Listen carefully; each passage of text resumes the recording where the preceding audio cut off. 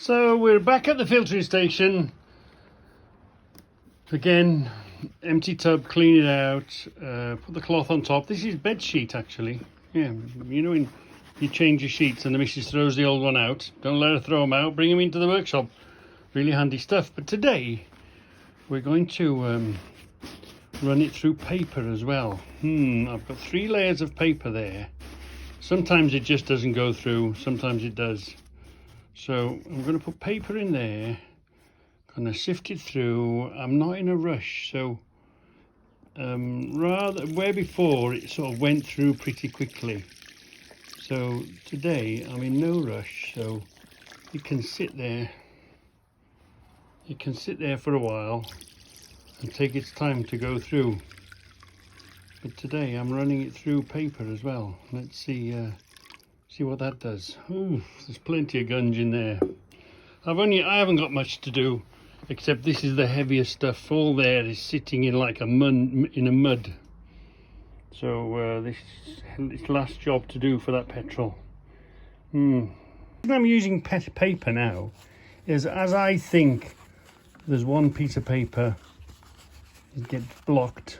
It's not going to filter anymore. You can just pull it away.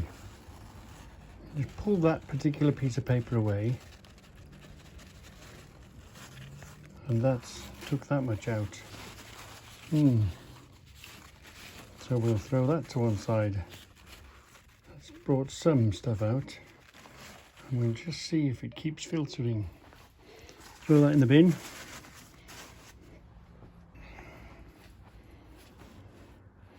It does go through eventually, but it just allows you to thin the filter if you decide you want to thin the filter. So we'll take another layer off now, and that doesn't look too bad underneath. I think it's just the cloth that's blocking it now. Let's take this next layer off. Picking up the rubbish that blocks the filter. Paper picks up the rubbish all the time. And there's another bit of paper. A bit of filth come out of it. But this was pretty heavy stuff. So what we're going to do now is take the last bit of paper out.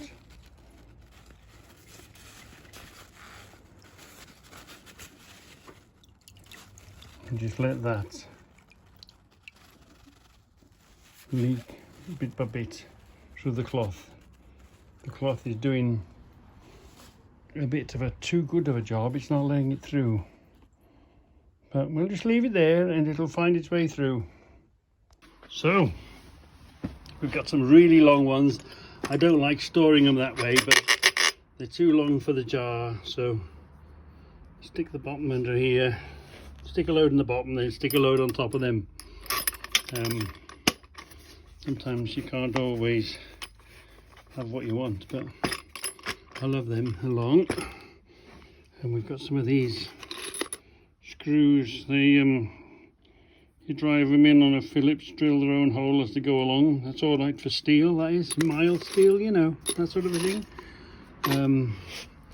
We've got some of the smaller ones, stitchers. Really, they're only, you use them for stitching the sheets together, mainly stitches. Again, they drill their own hole. They're very grippy, but these are the puppies. Oh, these are the puppies that I use all the time. Hold on, they are. These are the puppies I use all the time on the shelves. They're fantastic, these are. I love them. Great in wood. They've got such a grip. Easy to drive in. Sit them on the end of your driver. They're easy to drive into wood. They cut their own hole, look. And boy, have they got a grip. So, I used most of them on here, didn't I? A lot of them on this shelving, do you remember?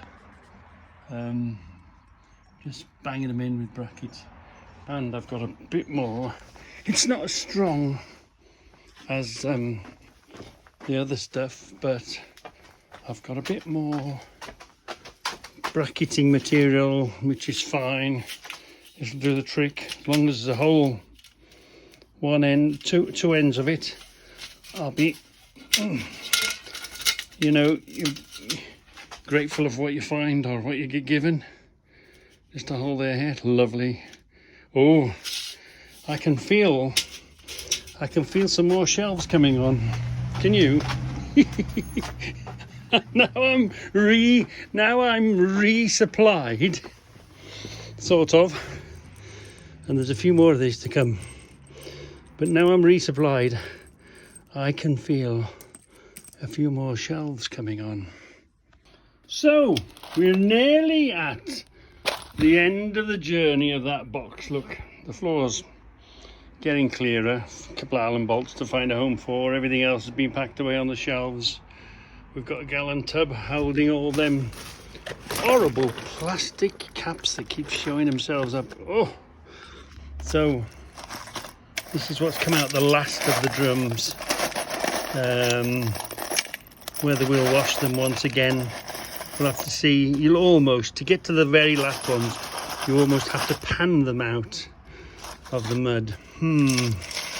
So anyway, that is officially what's left of the box, and we'll handy stuff this to kneel on, really handy stuff. That's the end of that big box, nearly the end of that big box. A couple of washers, a couple of Allen bolts, a couple of raw plugs to find a home for, and a bit more, you know. So you never thought you'd see the end of that floor, would you? Bit of cleaning up, bit of cleaning the tubs up. That's all that's left in that tub now. And like I say, we'll have to pan, almost, if we want it, we'll pan it. I mean, you might throw it away. We've filled our shelves. We've got quite a few jars of yet to be sorted. Why? TS, the rest of them have just disappeared in there. I don't even know where the hell they've all gone. And we'll leave this fuel. This is the last of the worst of the fuel now. So we've got that back settling. Look, it's settled to there already. That's how bad it was. Look. Ooh, really bad. So we'll leave that a week, maybe 2 weeks, and let's see if it'll settle. Yeah. So I'm going to go in for my tea. I've left the fan there. As you can imagine, that floor and my hands and my arms and my clothes absolutely reek of petrol, and have been the last few days.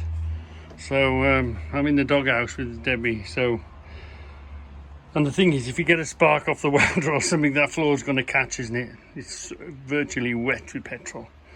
So I'll leave the fan going for a couple of hours and just blow the fumes out, get the worst of it out. Anyway, that's the plan.